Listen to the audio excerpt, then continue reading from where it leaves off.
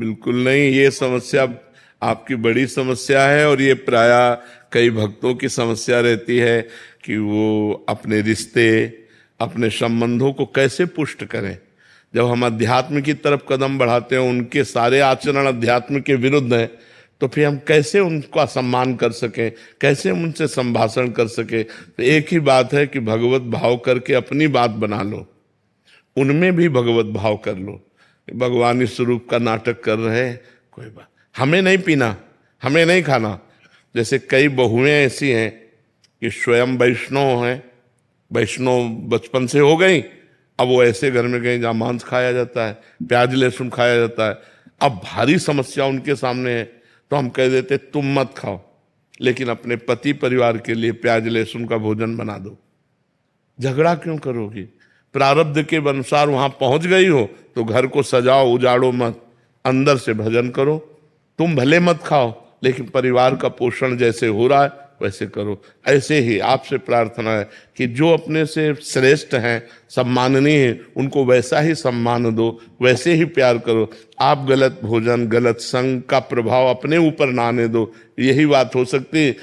तो इसलिए गृहस्थ में ही रह करके हम सबको सम्मान देते हुए, सब में भगवत भाव रखते हुए, अपने को बचाते हुए अध्यात्म में चलें। है बड़ा कठिन, है बड़ा कठिन। ऐसा नहीं है कि बहुत सरल बात हो, बहुत कठिन है कि जिससे हमारा मन नहीं मिल रहा, जिससे हमारी आदत स्वभाव नहीं मिल रही, और उस आदमी को हमें सम्मान करना है जो हमारे अध्यात्म के एकदम खिलाफ है, और हमें वहां उनके बीच में जाना है, उनसे बात करना है, उनका स्वागत करना है। ये है बहुत कठिन बात, पर करना पड़ेगा, क्योंकि गृहस्थ धर्म में मान लो अपना दामाद है, वो बेटी का है, अगर हम जरा भी कोई कड़वी हरकत करते हैं तो हमारी बेटी पे वो कड़वी हरकत का प्रभाव पड़ेगा। हमें बहुत समझना है, हमें गलत आचरण नहीं करने, हमें अपने अध्यात्म को बचाना है, उनमें भगवत भाव करके व्यवहार करना है, दूसरा कोई उपाय नहीं है। तनिष्का अरोड़ा जी। राधे राधे महाराज जी। महाराज जी, कथा एवं नाम जप के बाद भी मेरा मन अक्सर विषयों की तरफ भटकता है। अपने भजन को गुप्त रखने के लिए मैं अक्सर अपना समय मित्रों के साथ गुजारती हूँ। अथक प्रयास के बाद भी मेरा मन एक चित्त होकर भजन में नहीं लगता। इस बात का मन में अक्सर गलानी होती है। मित्रों के साथ भी मन में नाम तो चलता रहता है, पर जब कोई पद सुनती हूँ रोना भी आता है। मैं अपने समय को व्यर्थ कर रही हूँ। मतलब लगे रहो, यह सतमार्ग है, इसमें हारना भी जीतना ही होता है। लगे रहो, आज अनुभूति नहीं हो रही तो कल अनुभूति हो जाएगी। जिस दिन अनुभूति हो गई सब प्रपंच शांत हो जाएगा। किसका प्रश्न है? खूब नाम जप करो, लगे रहो। और अपनी भक्ति को छुपाने का तात्पर्य हम विषयी पुरुषों से संग करें ऐसा नहीं है, यह सिद्धांत नहीं है। हम असंग रहें, एकांत रहें, कोई हमसे मिलता है पवित्र व्यवहार करें।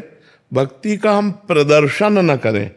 हम जैसे गा रहे हैं, पद गा रहे हैं, हम भाव में हैं, तो हम प्रदर्शन नहीं कर रहे, हम अपने प्रभु के भाव में हैं।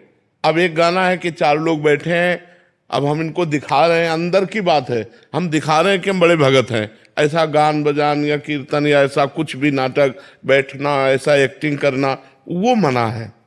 अगर हम भजन में बैठे हैं और 4 लोग आ गए हैं तो हम बैठे ही हैं, वो हमारी स्थिति है, हम कोई नाटक नहीं कर रहे हैं। तो भजन अंदर से भगवान की प्राप्ति के लिए हम कर रहे हैं। बाहर से जब कोई व्यक्ति आवे तो हमको बिल्कुल सहज, सरल, नम्र, प्रिय व्यवहार करना है। अगर वो विषयी है, अगर वो हमारे परमार्थ के विरुद्ध है, तो हमें उसका त्याग कर देना है। हमें फिर संग नहीं। जाके प्रिय न राम वैदेही तजिए ताहि कोटि बैरी सम यद्यप परम सने। चाहे वो भोजन हो, चाहे वो स्थान हो, चाहे वो व्यक्ति हो, जिसके संग से हमारा भजन छूटे वो हमें प्रिय नहीं हो सकता। वो भोजन प्रिय नहीं हो सकता, वो स्थान प्रिय नहीं हो सकता, वो व्यक्ति प्रिय नहीं हो सकता। और बहुत जन्मों की दबी हुई वासनाएं हैं, इसलिए लाख बार एक ही वासना आपको अनुभव में हो सकती है, ये डिलीट नहीं हुई अभी तक, वही लाख बार मैसेज है, उसी व्यक्ति का मैसेज है। तो आपको लगेगा कि डिलीट नहीं हो रहा, लेकिन वो डिलीट हो रहा है, उसकी संख्या कम होती चली जा रही है। ऐसे हम नाम जप कर रहे हैं, हमारे अंदर दुर्वासनाएं हैं, वो डिलीट हो रही हैं, उनकी संख्या कम हो रही, पर हमें बार बार ये अनुभव होगा कि वही बात आ रही, वही काम की बात, वही क्रोध की बात, वही मोह की बात, वही अहंकार की बात, वो नष्ट हो रहे हैं। धीरे धीरे नाम अपना प्रभाव दिखाएगा, हृदय निर्मल हो जाएगा, परमात्मा अनुभूति होगी। बस हम डटे रहें, हम कभी हटे ना, किसी भी परिस्थिति में हार ना माने कि अब तो बहुत समय हो गया भजन करते, कोई अनुभूति नहीं हो रही, अरे छोड़ो, ऐसा नहीं, कभी नहीं। भजन कभी व्यर्थ नहीं जाता, नाम जब कभी व्यर्थ नहीं जाता, वो चमत्कार दिखा के रहेगा, पर हम लगे रहें। जब तक हमारे पाप हैं तब तक वो हमें अनुभव में नहीं आने दे रहा, और जिस दिन पाप नष्ट हो गए, निष्पाप हृदय हुआ, उसी दिन चमत्कार हो जाएगा, उसी दिन आनंद की अनुभूति होगी। कि जीवन भी एक अभिनय है। मान लो हम एक अभिनय है, आपको पति का अभिनय, आपको पत्नी का अभिनय है, कहीं माता का अभिनय है, कहीं पुत्र का अभिनय है। ये सब अभिनय करते हुए पूरा जीवन हमें व्यतीत करना है, लेकिन जीवन किसके लिए व्यतीत करना है, ये प्रश्न का समाधान चाहिए। हम धन कमाते हैं, हम सब कुछ करते हैं भोगों के लिए, सुविधा के लिए। सुविधा किसके लिए? जीवन के लिए। लेकिन जीवन किसके लिए? प्रश्न यहाँ खड़ा हो जाता है। अगर जीवन जीवनेश परमात्मा के लिए है तो हमारा जीवन धन्य हो गया, नहीं तो ना आपका अभिनय रहेगा, ना आपका धन रहेगा, ना आपका शरीर रहेगा। एक समय वो आने वाला है जो हमारा नाम चिन्ह भी मिटा देगा। तो हमारे मनुष्य जीवन की इस दिव्यता का लाभ क्या हुआ? जो देव दुर्लभ नर देही कही गई, उसका लाभ क्या हुआ? उसका लाभ हुआ परमात्मा का सुमिरन, परमात्मा का चिंतन। जितनी यश कीर्ति है, ये बड़े बड़े चक्रवर्ती सम्राट हो गए, कौन जानता है उनको? धीरे धीरे धीरे धीरे काल के गर्त में वो सब चला जाता है। इसलिए इस खुशी को हम खुशी ना माने, हम खुशी, वो आखिरी खुशी प्राप्त करें जिसमें दुख का लेश नहीं है। वो भगवान का सुमिरन और भगवान की प्राप्ति है। अगर परमात्मा चिंतन है तो मान में और अपमान में, लाभ और हानि में, सुख और दुख में, जन्म और मृत्यु में समान स्थिति प्राप्त होती है। इसलिए हमारी प्रार्थना है, भगवान ने आपको भेजा वृंदावन और यहाँ संत समागम में आए तो कुछ नियम ले लो नाम जप का। नाम जप करते हैं नियम पूर्वक। आप हमें बताइए कि हमको क्या करना चाहिए। एक छोटा सा काउंटर ले लीजिए, समझ रहे, और उसमें 10,000 नाम 24 घंटे में जप लीजिए। क्या जाता है अंगूठी में? राधा राधा राधा राधा। और फिर आप देख लीजिए, हर परिस्थिति को मिटिया मेट करके परमानंद में निमग्न करने वाला प्रभु का नाम है। आपके सामने मैं बैठा हूं, दोनों किडनी फेल है, हर कष्ट बाह्य इतना और अंदर से आनंद इतना है कि हम तुम्हें कैसे बताएं। हर समय मैं प्रसन्न रहता हूं, मृत्यु का किंचन मात्र कोई भय नहीं रह गया, किसी से कोई अपनापन नहीं, कोई परायापन नहीं। उसी आनंद को बांटने के लिए भगवान ने अभी जो समय दिया है वो लूट लो। ये बाजार है, परमानंद की बाजार है। अगर लूट लो, संतों के वचन मान करके चल लो तो मंगल हो जाएगा, और नहीं तो भगवान के नाम, भगवान की लीला, भगवान की कथा, वो सब अर्थ प्रधान हो गया है। अध्यात्म कभी बिकता नहीं है, और जो बिकता है वो कभी अध्यात्म होता नहीं है। बिकने वालों से जगत का परिवर्तन नहीं होता। जगत का परिवर्तन होता है जो स्वयं परमात्मा में बिक गया और केवल परमात्मा ही उसकी दृष्टि है। तो इसलिए हमें लगता है नाम जप कर। महाराज जी, अलग से क्या आनंद, अभी तो हम बड़े प्रसन्न हैं, बढ़िया बाहर यश है, लेकिन ये प्रसन्नता स्थायी नहीं, मृत्यु आने वाली है। पर जब आएगी तो आएगी, अभी तो इसके बाद वही तो अज्ञान की दशा है, वही तो अज्ञान की दशा है कि हम अगले कदम को नहीं सोचते, हम आज को सोच रहे हैं। फिर इसके बाद क्या होगा?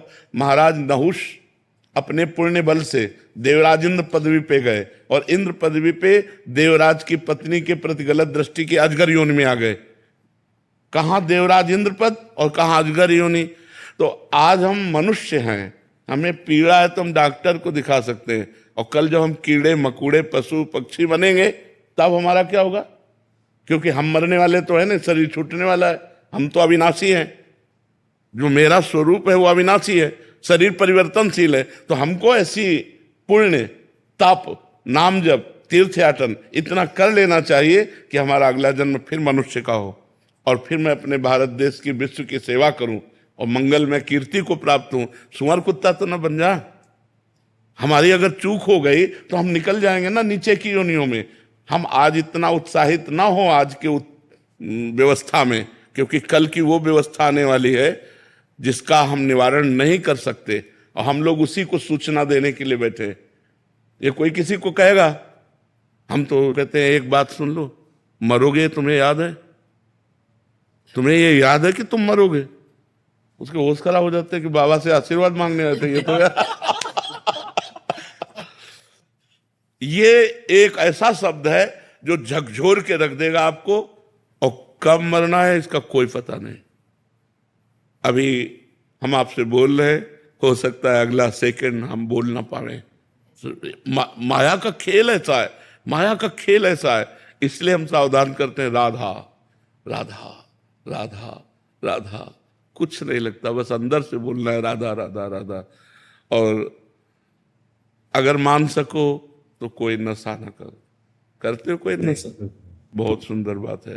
और एक मैं कहना चाहता हूँ प्रेमानंद जी का, मैं पिछले 2 साल से आपको फॉलो कर रहा हूँ और सोशल मीडिया पे तो चाहे, और जो मतलब मैं जब आ रहा था यहाँ पे सोचा था कि मैं क्या पूछूं, सब एक सवाल पूछते हैं, कुछ पूछना चाहिए।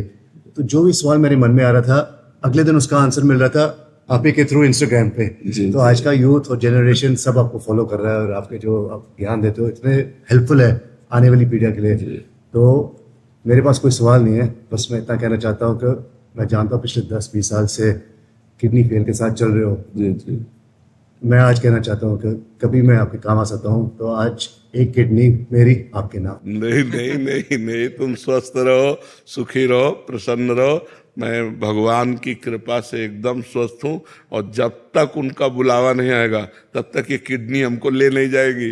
और जब बुलाया आ जाएगा तो जिसका आ जाता है फिर उसको जाना पड़ता है। पर आपका सद्भाव हम बहुत हृदय से स्वीकार करते हैं। आप स्वस्थ रहो, आप प्रसन्न रहो, सुखपूर्वक, आनंद पूर्वक।